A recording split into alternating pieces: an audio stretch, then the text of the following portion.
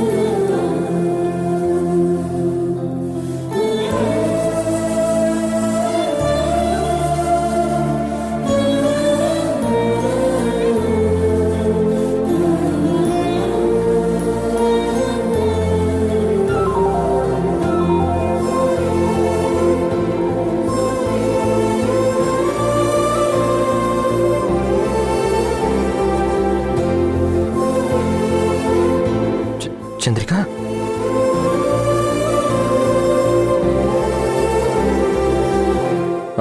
వద్దు చంద్రిక. మెడిసిన్స్ వేసుకోవాలి కదా, తినండి. మధురం మధురం మధురం మధురం మధురం మధురం మధురం మధురం ప్రణయం మధురం కలహం మధురం క్షణము సగము విరహం మధురం సరసం మధురం విరసం మధురం చికురం మధురం చుబుకం మధురం సరసం మధురం విరసం మధురం చికురం మధురం చుబుకం.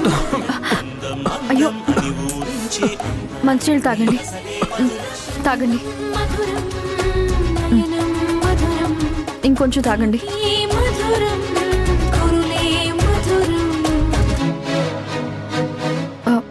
ఓకేనా?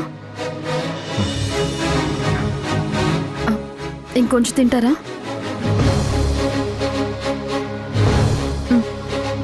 చాలు చంద్రిక. ష్యూర్? సరే, మీకు రెస్ట్ అవసరం. రండి, జాగ్రత్త. రండి రండి, జాగ్రత్త. ఇలా కూర్చోండి, పడుకోండి. ఒక్క నిమిషం, మీరు టాబ్లెట్స్ వేసుకోవాలి. ఉండండి.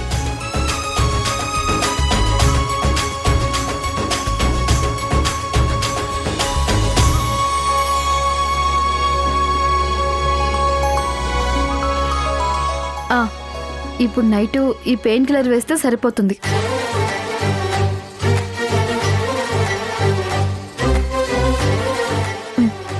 వేసుకోండి.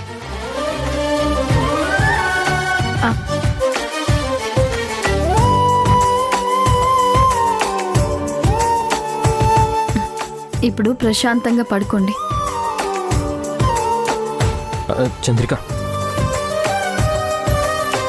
చాలా థ్యాంక్స్.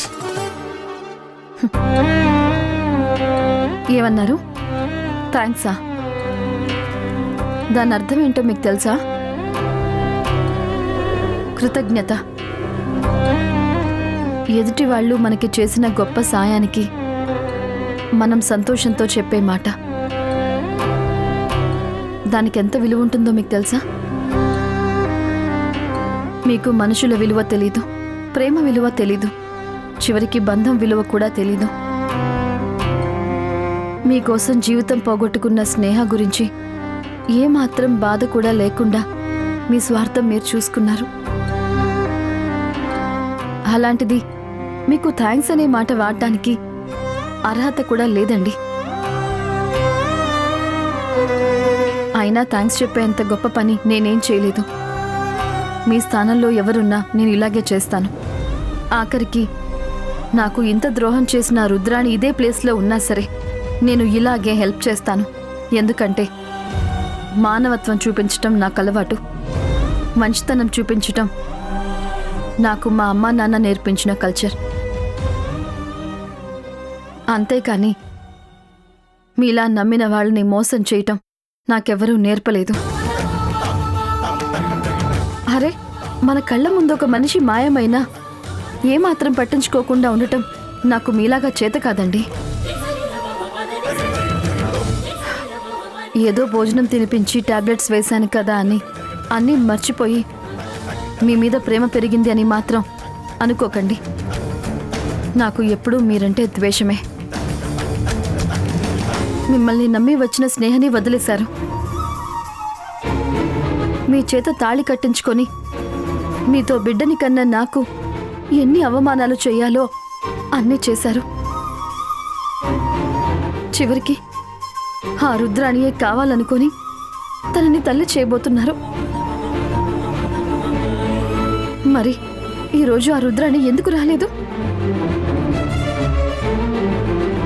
మీకే కష్టం వచ్చినా దగ్గరుండి చూసుకోవాల్సింది ఆవిడే కదా, మరెందుకు పట్టించుకోకుండా వదిలేసింది? చూడండి, ఒక మనిషి మీద కోపం రావచ్చు, కానీ అసహ్యం కలగకూడదు. కానీ మీ విషయంలో నాకు అసహ్యం వేసింది, జిగుప్స కలిగింది. మీకు ఇంకొకసారి చెప్తున్నాను, నేను కేవలం స్నేహ కోసం మాత్రమే ఇంటికి వచ్చాను. స్నేహ ఎక్కడుందో, తను ఏమైందో తెలుసుకున్న మరుక్షణం నేను ఈ ఇంటి నుంచి వెళ్ళిపోతాను.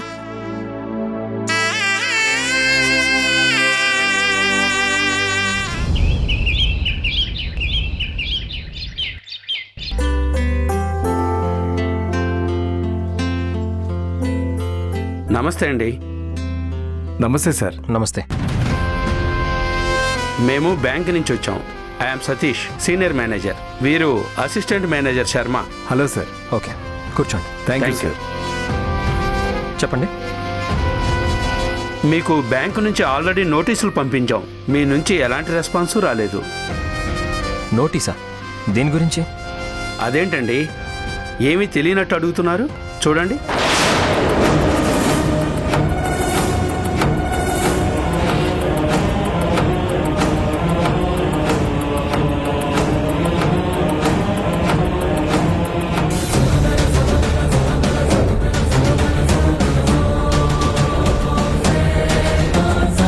ఏంటి సార్ ఇది? 5 కోట్లు కట్టాలా? అంత డబ్బు నేనెప్పుడు లోన్ తీసుకున్నాను? మీరు కాదండి, మీ అమ్మగారు షూరిటీగా ఉండి ఇప్పించారు. గ్యారెంటీ కోసం ఈ ఇల్లుని షూరిటీగా పెట్టారు.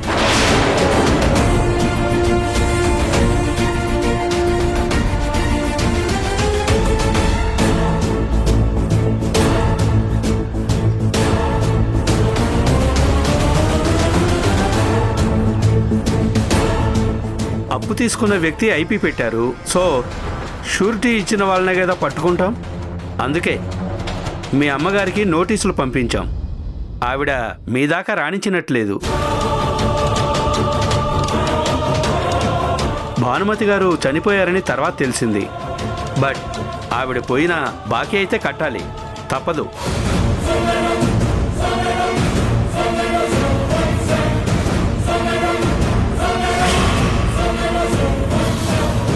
ఆ డబ్బు మీరు కట్టేస్తే బిల్డింగ్ ఉంటుంది, లేదంటే బ్యాంక్ హ్యాండ్ ఓవర్ చేసుకొని వేలం వేస్తుంది.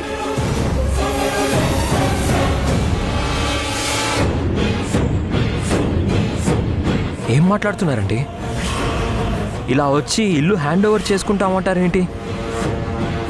అసలు మా అమ్మ షూరిటీ ఇచ్చిన సంగతి నాకు తెలీదు. చూపించండి శర్మ గారు. ఓకే సార్, ఇదిగోండి, కావాలంటే మీరే చూడండి.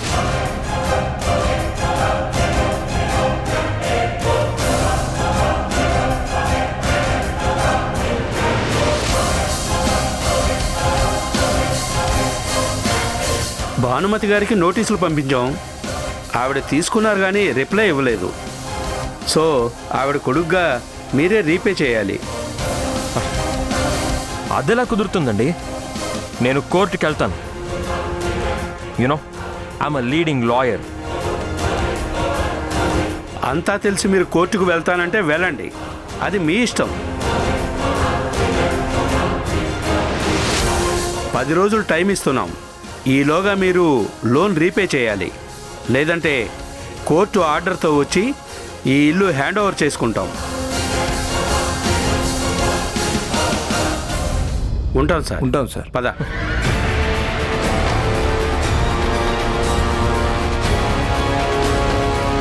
ఏంటి చంద్రిక, అమ్మ షూరిటీగా ఉండడం ఏంటి? ఆ డబ్బు అమ్మ కట్టాల్సి రావడం ఏంటి? అసలు నాకేం అర్థం కావడం లేదు. నీకేమైనా తెలుసా? మీకే విషయం తెలుసు చెప్పండి. ఏ రోజైనా ఇంటి గురించి పట్టించుకున్నారా? భానుమతి అత్తయ్య ఉన్నంత కాలం ఆవిడ మీకు ఏ కష్టం రాకుండా చూసుకుంది. తర్వాత మీనాక్షి అత్తయ్య, హ, మీరేమీ పట్టించుకునే వాళ్ళు కానే కాదు కదా. అత్తయ్య గారు షూరిటీ ఇవ్వకుండానే బ్యాంక్ వాళ్ళ ఇంటికి రారు కదా. ఇంట్లో ఉన్న వాళ్ళు కనిపించకుండా పోతేనే మీకేం అర్థం కాదు. అలాంటిది ఇంటి విషయాలు మీకెలా తెలుస్తాయిలేండి. చట్టా పట్టాలేసుకొని రుద్రాణితో ఎలా బయటికి వెళ్లాలో తెలుసు, ఎలా తల్లిని చేయాలో కూడా తెలుసు. చంద్రిక, ఏ నేను చెప్పింది అబద్ధమా? రుద్రాణి ఇప్పుడు కడుపుతో ఉంది. అది ఎవరి వల్ల? మీ వల్ల కాదా?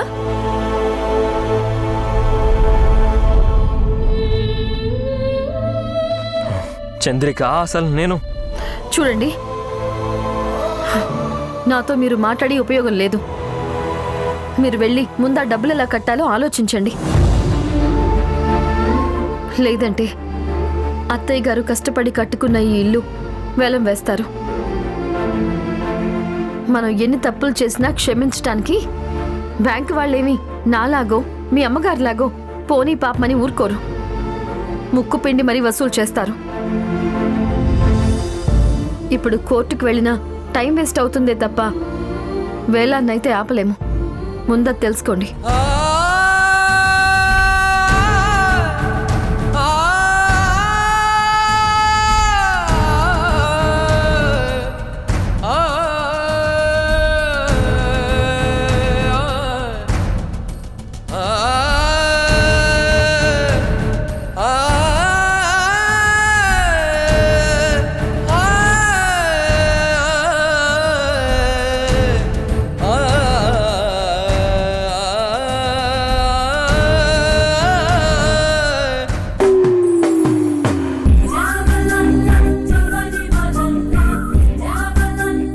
హలో, ఒక చికెన్ రోస్టు, దాంతోపాటు ఒక biryani. Just a second. Neeraja, నీకేమైనా ఫుడ్ కావాలా? మీరేం తింటే నాకు అది చెప్పండి మేడం. అయితే biryani family pack, chicken roast వెంటనే పంపించండి. సరే. ఏంటి మేడం, ఫుడ్ ఆర్డర్ ఇచ్చారా? అవును మరి, వంట మనిషి 2 రోజులు రాదంట కదా. 2 రోజులేం కర్మ, ఆ తర్వాత ఎలాగూ రాదు. పూర్తిగా మానేస్తుంది. ఎందుకు? ఎందుకేముంది, భరత్ బాబు పీకల్లోతో అప్పుల్లో కూరుకుపోయారు కదా. వంట మనిషికి జీతం ఇవ్వలేదు, అదెలాగూ మానేస్తుంది. ఇక మీరు ఎంత తిన్నా ఈ ఇల్లు వేలం వేసేంత వరకే. ఆ తర్వాత తినటానికి ఏమీ ఉండదు. నీరజ, ఏం మాట్లాడుతున్నావు? ఇల్లు వేలం వేయడమేంటి? అయ్యో, మీకింకా తెలీదా మేడం? భానుమతి గారు ఎవరికో మధ్యవర్తిత్వం ఉండి డబ్బులు ఇప్పించారంట. అతనేమో ఐపీ పెట్టి పారిపోయాడు. ఆ అప్పిప్పుడు భరత్ బాబు మీద పడింది. నిజమా? నా మాట అబద్ధమైతే వెళ్ళి ఆ చంద్రికని అడగండి. బ్యాంకు వాళ్ళు వచ్చి వార్నింగ్ ఇచ్చి వెళ్లారు మేడం. అవునా? చంద్రిక, చంద్రిక, చంద్రిక, ఏంటి చంద్రిక, ఇది నిజమా? భరత్ మీద 5 కోట్ల అప్పు పడిందా? బ్యాంక్ వాళ్ళొచ్చి వార్నింగ్ ఇచ్చారా? నిజమే. ఆ అప్పు కట్టకపోతే ఇల్లు సీజ్ చేస్తారట. నీకు భరత్ అంటే ప్రాణం కదా, మరి ఆ డబ్బు కట్టేయి. 5 కోట్ల? ఆ మాత్రం ఇవ్వలేవా? ఇవ్వు. నా దగ్గర ఎక్కడుంది చంద్రిక? మరైతే ఏం చేయాలనుకుంటున్నావు? డబ్బులు లేవు కదా, ఈ ఇల్లు వదిలి పారిపోతావా?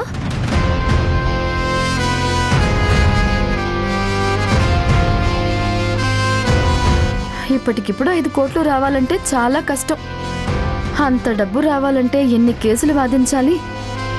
హై ప్రొఫైల్ కేసులు వస్తే కానీ బయటపడలేరు, లేదంటే ఇల్లు వేలం తప్పదు. ఏంటి చంద్రిక అలా మాట్లాడుతున్నావు? ఇల్లు వేలం వేస్తారు అంటే అసలు నీకేమాత్రం బాధగా లేదా? బాధ నాకెందుకు? అదేంటి చంద్రిక, ఇల్లు వేలం వేస్తుంటే నీకు అసలు ఫీలింగ్ లేదా? నేనెందుకు ఫీల్ అవ్వాలి?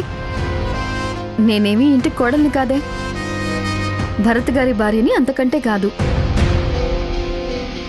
ఎప్పుడూ ఆ బంధాన్ని వదులుకున్నాను. ఇప్పుడు కేవలం నేను ఈ ఇంటికి గెస్ట్ని, అంతే. స్నేహం దొరకగానే నేను ఎలాగో ఇక్కడి నుంచి వెళ్ళిపోతాను. కానీ నువ్వే ఎటూ కాకుండా పోతావు. భరత్ బిడ్డని మోస్తున్నావు, ఈ ఇంటికి కోడలు కావాలి అని చూస్తున్నావు. రేపు ఆ డబ్బు కట్టకపోతే ఎలాగూ ఇల్లు వేలానికి పోతుంది. ఉన్న ఉద్యోగానికి ఎలాగూ లీవ్ పెట్టావు, ఇక జీతం కూడా రాదు. భరత్ గారికి కేసులు రావు. తర్వాత నీ పరిస్థితి ఏంటో నువ్వే చూసుకో.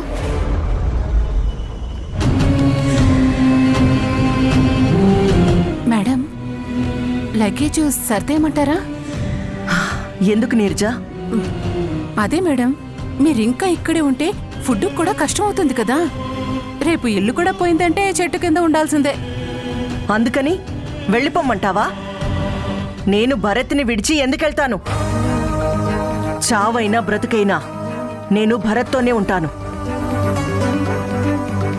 భరత్కున్న ఆస్తి మొత్తం పోయినా నేను తనని పోషించుకుంటాను, అంతేకాని తనని వదిలిపెట్టే ప్రసక్తే లేదు.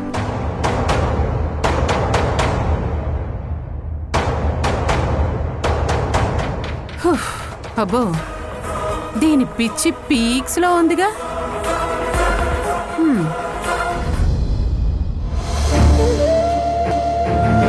అమ్మా భానుమతి, నన్ను క్షమించు తల్లి.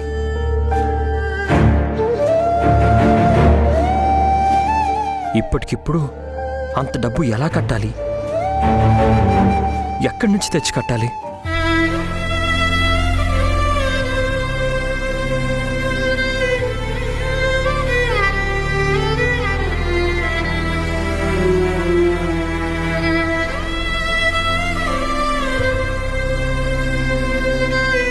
ఇప్పుడు బాధపడినంత మాత్రాన డబ్బులు కట్టకుండా తప్పించుకోలేం కదా. బ్యాంకు నోటీస్ ఇచ్చినప్పుడు డబ్బు కట్టాలి, లేదంటే వేలం వేస్తారు. అసలు నోటీసులు ఇవ్వకుండా ఎలా ఇంత దూరం వచ్చిందో నాకు అర్థం కావడం లేదు చంద్రిక. నోటీసులు ఇచ్చారు, కానీ అవి పోస్ట్ బాక్స్లోనే ఉండిపోయాయి. చూడండి.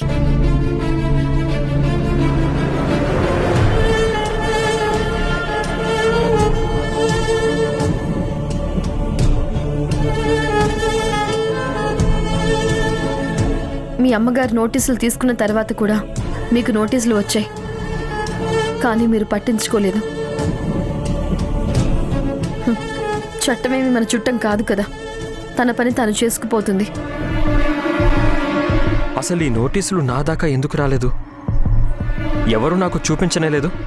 అవన్నీ చూపించటానికి, చెప్పటానికి అసలు మీరు అందుబాటులో ఉన్నది ఎప్పుడండి?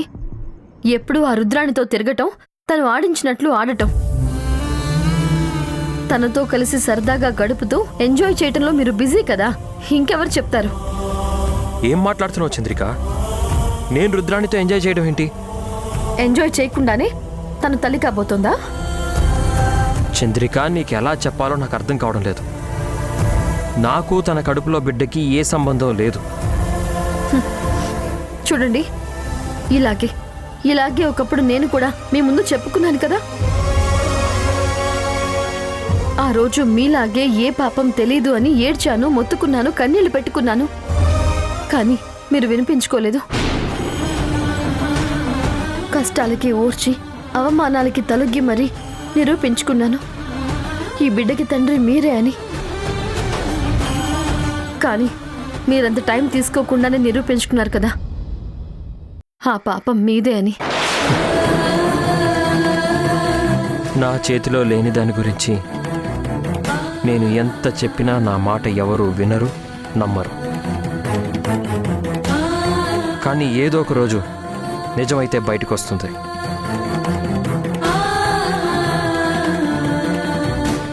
వచ్చేదాకా మీ అందరి ముందు నేను దోషినే.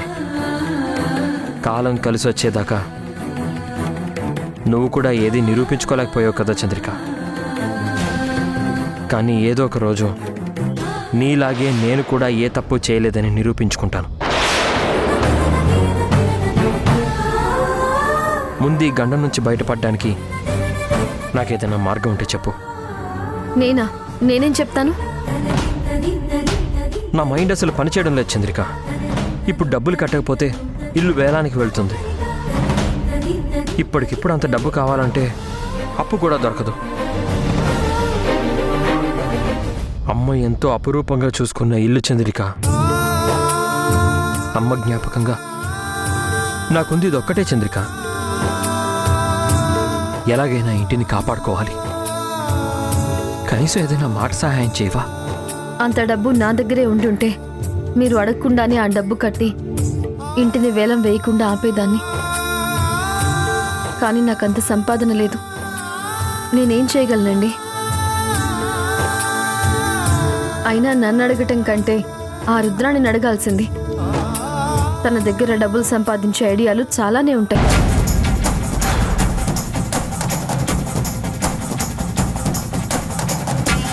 నువ్వు చెప్పింది నిజమే. నా కొడుకు చేసింది తప్పే. దానికి వాడి చెంప పగలగొట్టాను. వాడిని ఎన్ని తిట్టాలో అన్ని తిట్టాను. ఈ డబ్బు తీసుకుని ఎటైనా వెళ్ళి హాయిగా బతకండి. ఇదే మాట మీకో కూతురుంటే ఇట్టాగే అనేవారా? నా బిడ్డని చంపినందుకు ఆడిని ఊరికమ్మ వెక్కిస్తాం. మేము పోలీస్ కేసు పెట్టాం. మాకు న్యాయం జరిగేదాకా పోరాడతాం. ఈటీవీ విన్ యాప్ రోజుకి కేవలం రూపాయి మాత్రమే. ఇప్పుడే ఈటీవీ విన్ యాప్ డౌన్లోడ్ చేసి సబ్స్క్రైబ్ చేయండి.